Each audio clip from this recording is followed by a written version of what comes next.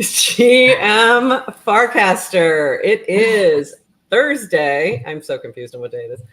May 9th. And you are here with Nowdish Prof and Adrian for 29 minutes of Farcaster news to start your day. And we will have a special guest in just a little bit chatting with us about an upcoming tower. Brennan, who I know through Nouns, who has a amazing audio Twitter space-like thing, but so much better, called Tavern.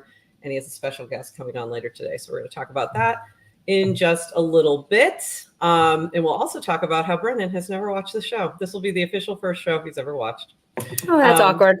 Yeah. Mm-hmm. Yeah. Oh, I 100% am making it awkward for him. I mean, like, let's be clear. And he knew when he knew when he asked that was going to happen. So we're going to have fun tonight. But before that, we've got 7 zillion things to talk about. So let's get into that. I'm going to save this for later. We have hold on. That helps if I show it on the screen. A dev call coming up in, this is about like 10 hours ago. So maybe 4.5. I'm not sure. It says 14.5 hours from now, but I can't remember when exactly that was. Timestamps on here would be really helpful. 10 hours ago. So about 4.5 hours from now, there is a dev call. I think the dev calls typically are at 10 a.m. Pacific. That sounds about right. Programmable DCs and decentralized channels. So take a look there. And I do love this frame because it does give you the notes, the calendar, the Zoom, the recordings. So if you can't make it and you are a dev, take a look there because you may need some information from this call if you're thinking about programmable direct casts. And then we had this from Dan. Warpcast is back online. I think I missed when it was down. Was it down yesterday? It was down. I totally missed that. I was in the midst of casting. I was like sitting on my back patio at night, catching up on my oh my God, Farcaster chatter. And then I was in the middle of replying to Phil. And then it went down. I was like, oh, so sorry, about Phil. 10 minutes.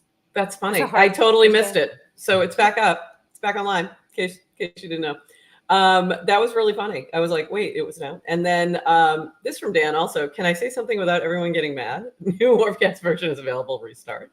And my answer was, see, you do have a sense of humor, even though you said you didn't. So no matter what your brothers say, you have a sense of humor.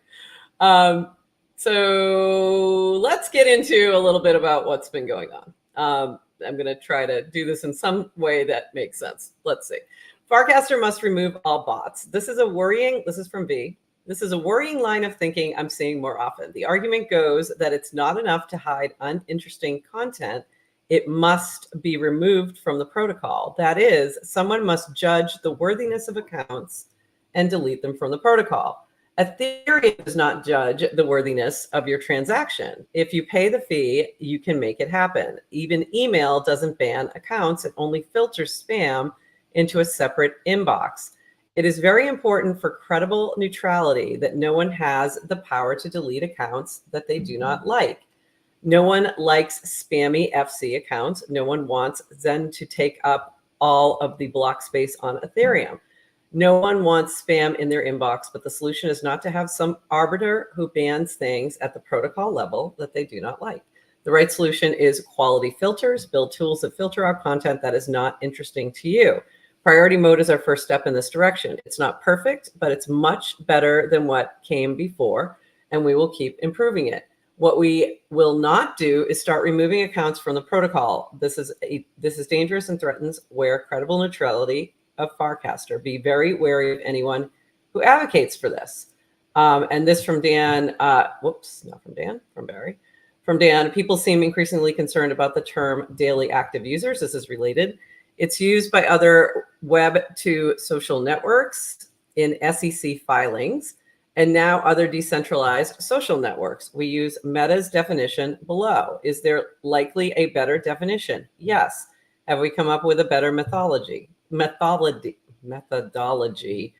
Not yet. Farcaster social graph is permissionless. Anyone is able to come up with an alternative, better metric. You might even convince everyone else on Farcaster to use it. However, the casual observer on Twitter that sees a DAU comparison between various networks won't care about the nuance. Okay, and then there was from Baz.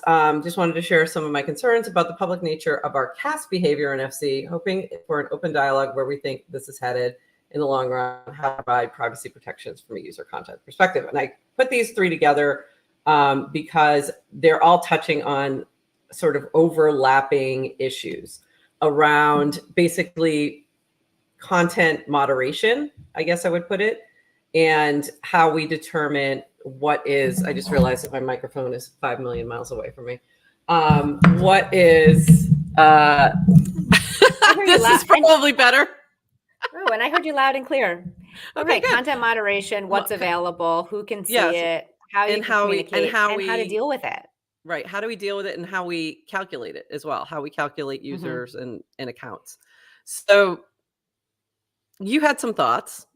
I have been like not wanting to touch the controversy. Like I have been pushing myself back away from it. I typed many things many times and then deleted them. So go ahead, Adrienne.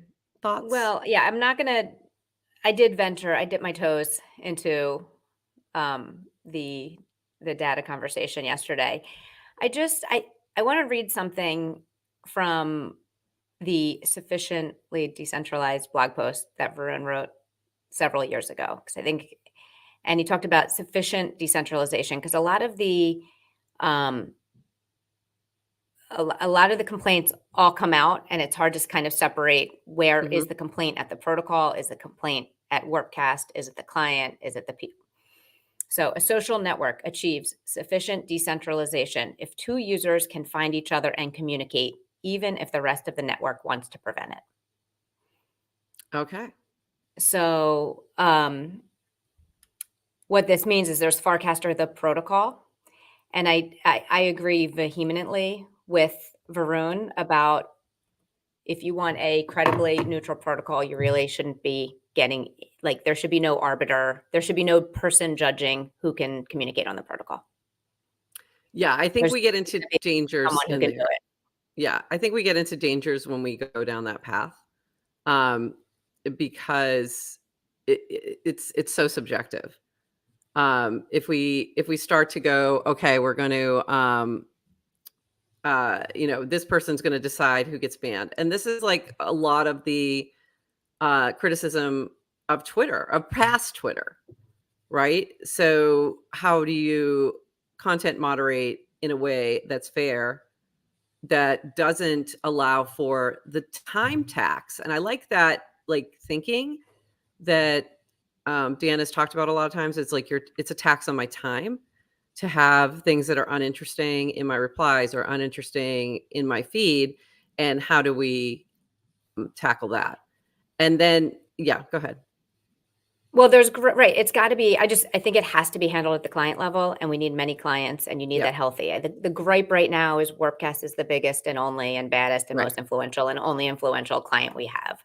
So it's very easy to point fingers and say, that there isn't credible neutrality now. I can't communicate outside of Warpcast, and there's validity to it, but we've talked about. It's just a matter of time. It's just a matter of time before another client is more popular, or in certain areas, or used for certain things. And we see all these clients being developed. We saw lots of them happening and getting big funding. Getting big backing from Variant, Nook getting backing from Variant. Supercast has been doing fantastic. You've got 3 clients being developed by a channel in Nouns. So, and those are being, that has some significant funding behind it. So it's just a matter of time before we see some direction there, I think. And then on this other issue of the privacy concerns, I think this is interesting. Broadly speaking, there are 2 kinds of social networks. This is from V again.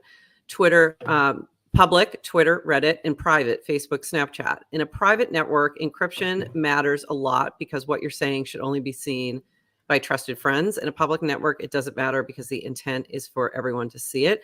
And this was related to Baz.xyz's post regarding private use of data versus public, et cetera. And I think, my understanding has always been that Warpcast is a public network, and that because it's on crypto rails, that it's going to be that way. So I would prefer it to be that way. Frankly, I'm more for the open and transparent everything. So Yeah.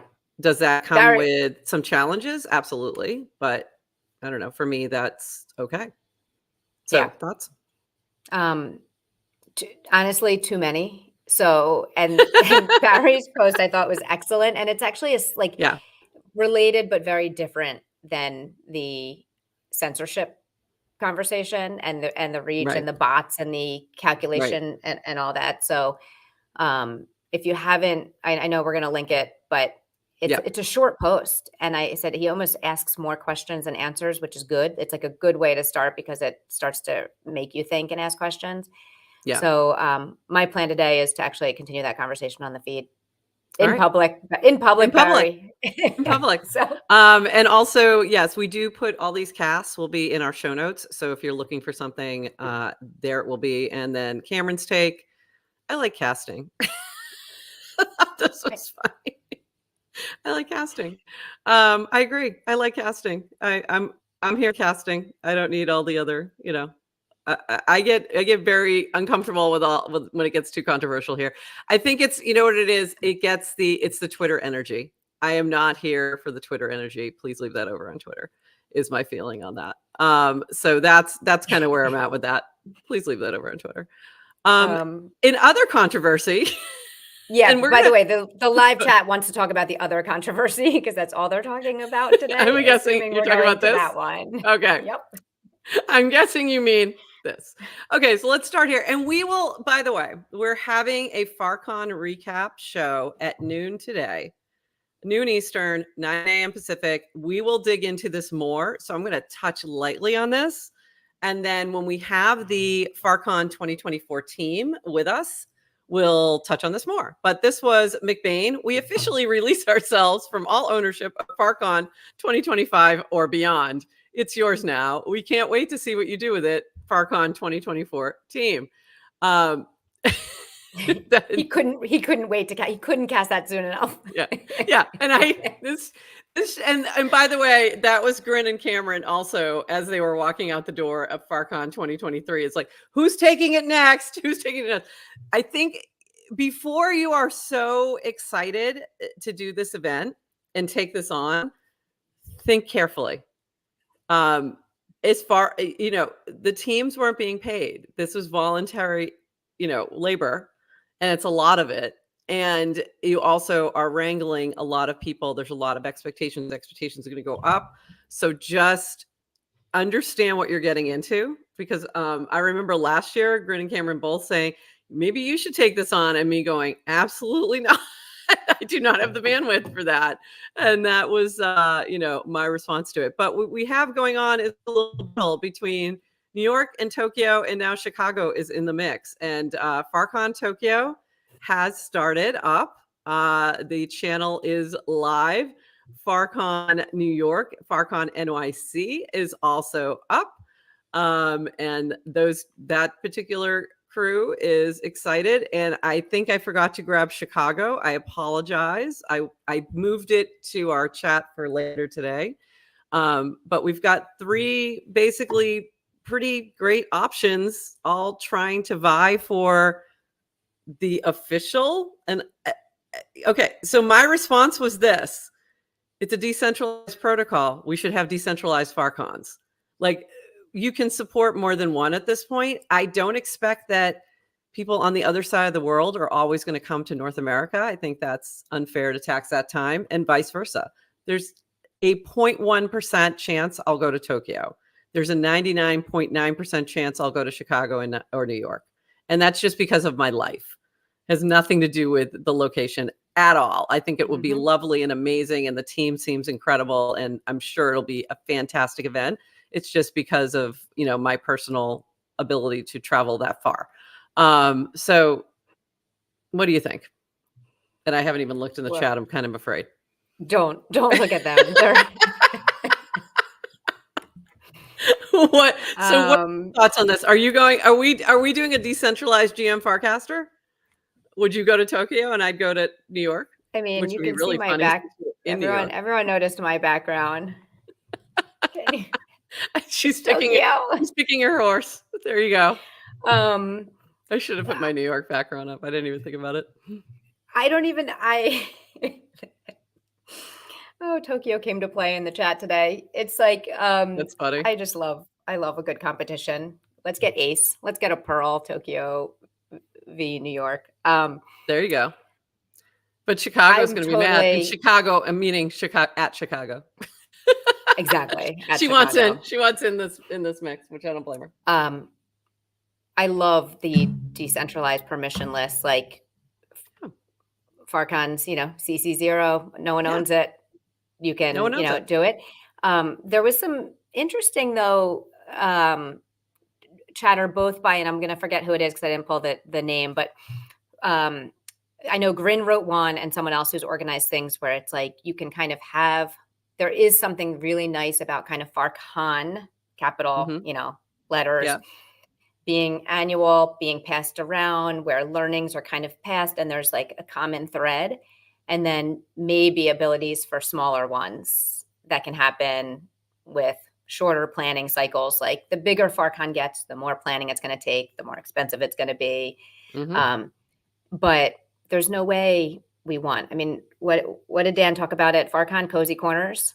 Yeah. You could barely find them at this one. So Yeah. if that we're going to need some cozy corner ones too. For me personally, I will go to Tokyo. I live in New York. I'll be here. I'll go to Chicago. But I just also love we haven't even done the review on this one, and everyone's already talking about the next one. So it's that to me the energy is sign. Really nice. Yeah, that's a great sign. That's great energy. But also, I actually disagree a little bit because there's only so big that you want these to be, in my opinion. I don't want an ETH Denver size Farcon by any stretch. I think that it will be just too much. So I'd rather see multiple happening at the same time. Like I loved that there was Faraway Con happening in London at the same time as Farcon. I think that worked fine. And I think we could do that as long as you have the resources. And that's what the individual teams need to figure out is, do you have the support in terms of funding to make this happen and at what size? But I think actually having multiple that are smaller is probably going to be a easier lift than trying to do something that is really big. And others may disagree, and I can tell by your face, and I'm not looking at the chat.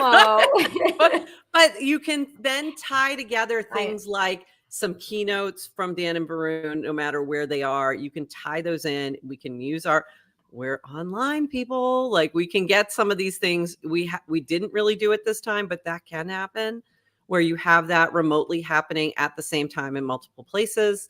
I think you're going to have to. This is too big of a global community now that you can't expect those in APAC to always fly to North America and vice versa. So I think that's just going to be a reality.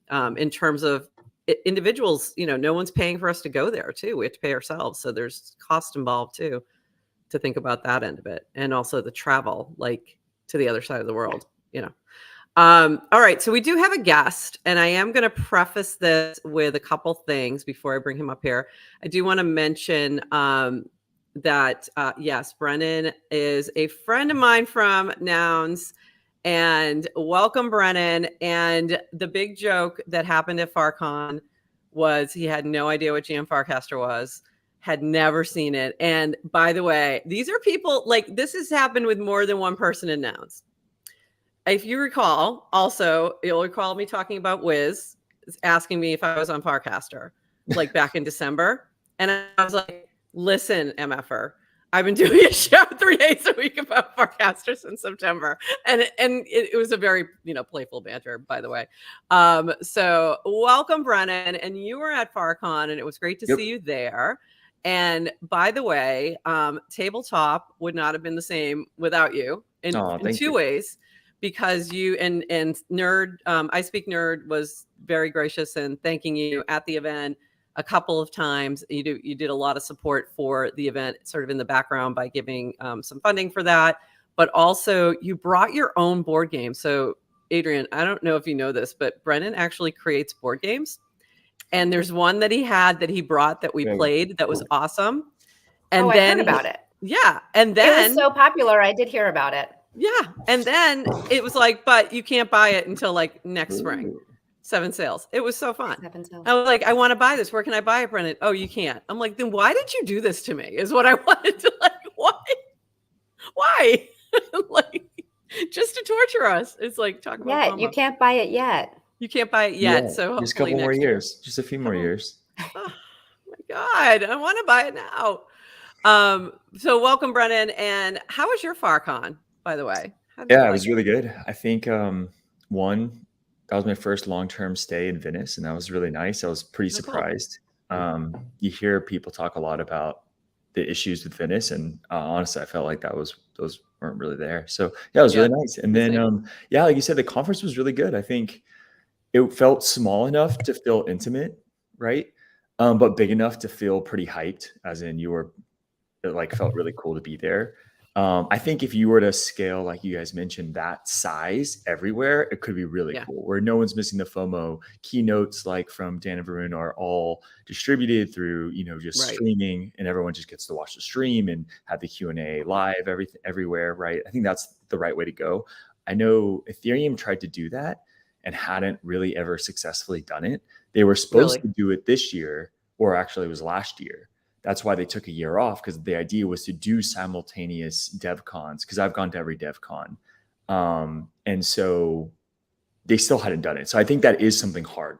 So, to get a whole bunch going all at once, obviously they're doing it from the Ethereum Foundation instead of from distributed groups of people who are just interested in putting them on. But yeah, it should be interesting to see what happens next year.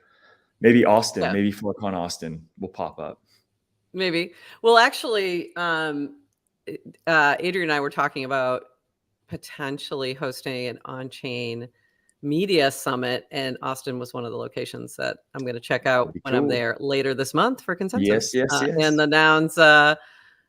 Nouns documentary premiere. So I'm excited about that. That's going to be a lot of fun. And it turns out. Are we allowed to talk about that? Yeah. Which thing? The thing I just mentioned. The thing I just mentioned that I just stopped.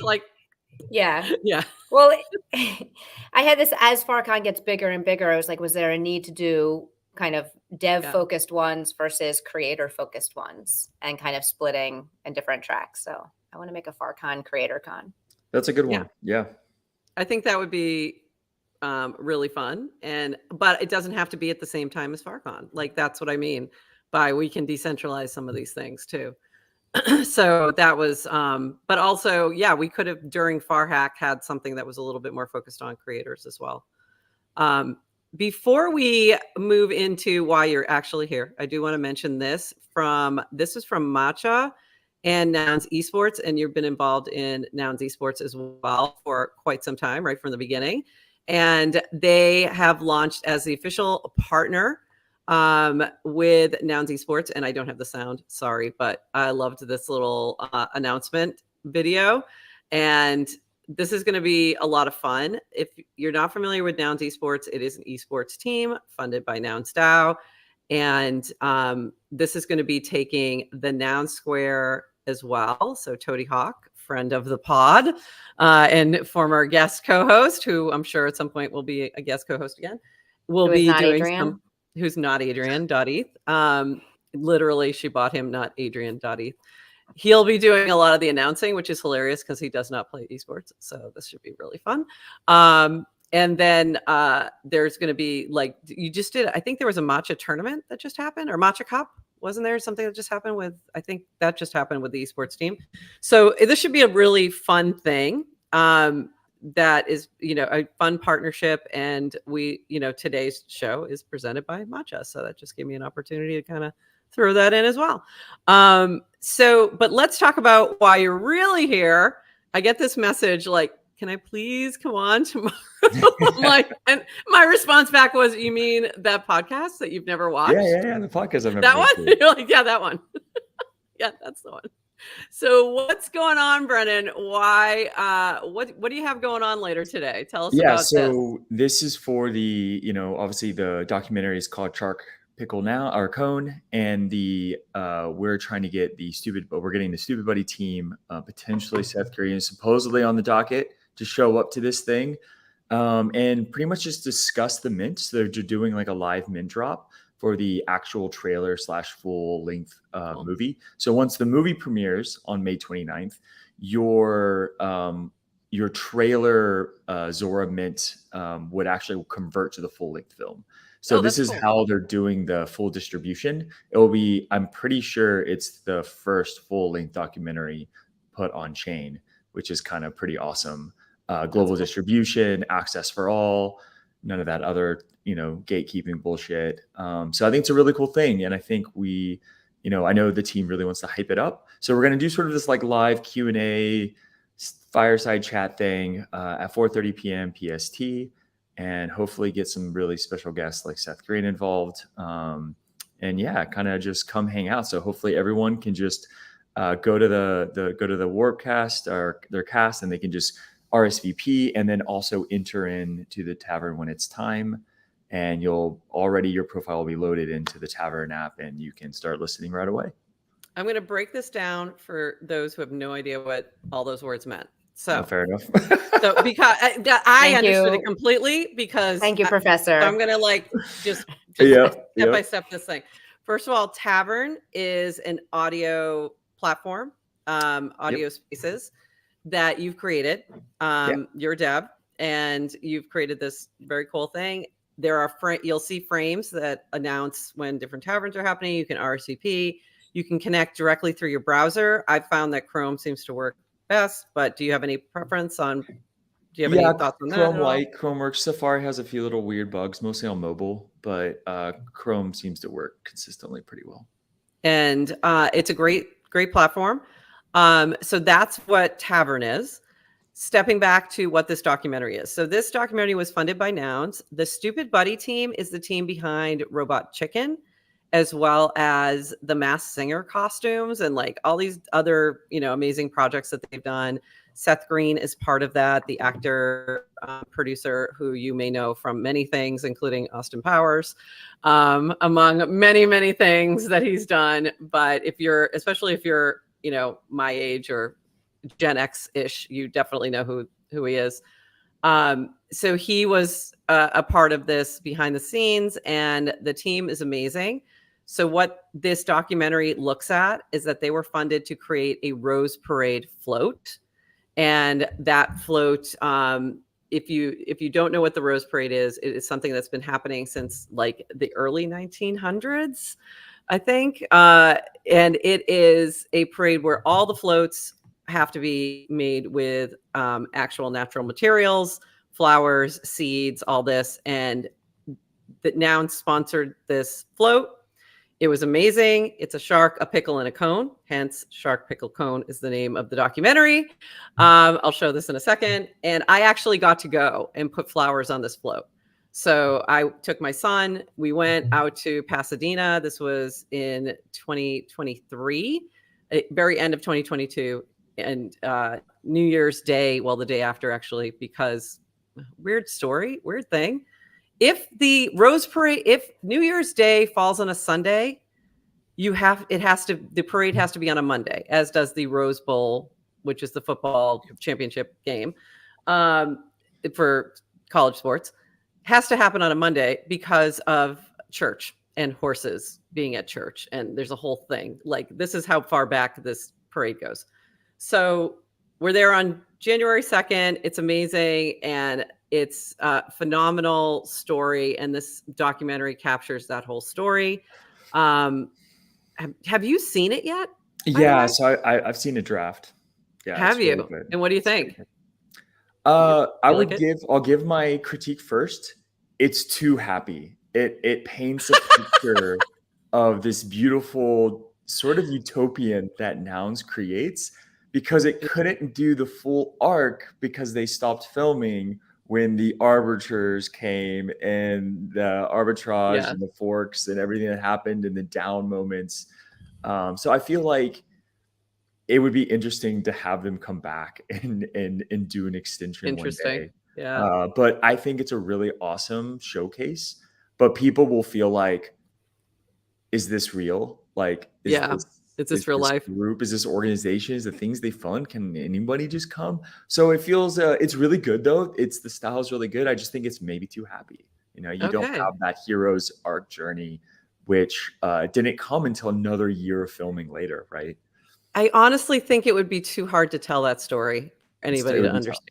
It's hard enough for people in Web3 to understand what the heck happened. It's hard enough for people in nouns to understand what happened to like tell that story. But I will go with the happy story. I would enjoy that. It's a great happy story. I would enjoy the happy story because for me it was a very happy story. I do want to show this one thing since you have Seth on later.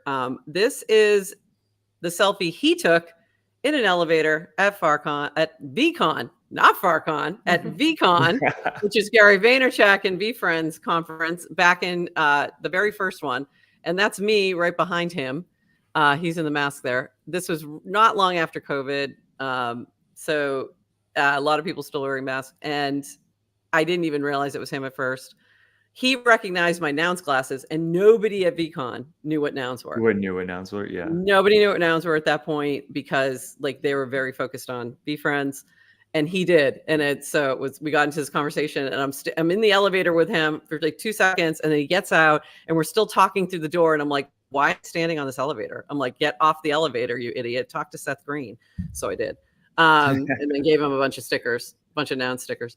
So awesome. Yeah, it was like one of these just really funny moments. So I'm excited that he's going to be on Tavern with you today. That's going to be fun. So I'm going to try and crossed. It all works out. Fingers crossed. Fingers crossed. So that's at 4. Did you say 4 o'clock today? 4:30 p.m. 4:30. EST. Yeah. 4:30 p.m. PST, EST. Sorry, Pacific. PST. Yep. So what time is that Eastern? Yeah. What are you doing to me? 7:30. Thank you. Like, don't make me think, Brennan. I can't right now. So this will be a lot of fun. So jump over on Tavern, check it out, and hang there.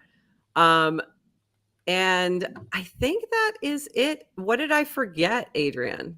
Did I catch everything pretty much? Pretty much. I know I forgot. There was a ton of other things to talk about. Oh, I did want to mention this one thing from Ace at Pearl. Ace, we are not CNN. Clearly, we are not. Please, no CNN. Please. I thought we were friends, Ace. Yeah, no, please don't ever say that again. Most insulting thing I've read. I wasn't insulted, but I was like, let me clarify for you. We prefer the Today Show. We are not that. First of all, we're not that serious, if you haven't noticed. But I did like, I appreciate the shout out, Ace. I do appreciate the shout out, but yeah, we're definitely not CNN.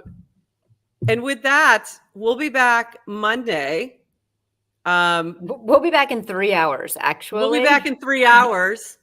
I forgot. We'll be back at noon Eastern, 9 a.m. Pacific for a Farcon recap with hopefully Ted. Ted's in Paris, but hopefully we're going to get her. McBain, Heavyweight, Dillstack. Who did I forget? I think that's and us. So we'll be chatting all things Farcon. And and I'm sure we'll have more on the growing controversy of Farcon 2025. That's Anything else, Adrian? Off tomorrow. Today's our Friday show, so happy Friday. Happy Friday early. Back on Monday, but Prof is going to be traveling on Monday. It's the very, very first episode that you will have missed. And I will be driving on my own. God help us all. I can't wait to be in the chat. I'm really looking forward to it. I am planning to be in the chat with all of y'all and hanging out. And thank you, Brennan, for popping by. I'll see you on Tavern later today, or hear you on Tavern later. Thank you so much for having me. Really appreciate it. Thank you for popping by. Now start to actually watch. Now watch the show. Yeah, this is good. That'd be a great idea. I just gotta get up. You don't even have to be there live. We actually record it and we drop it as an NFT. There's many ways to view. Ooh, spicy. All right. We'll see you all later. And with that, bye-bye.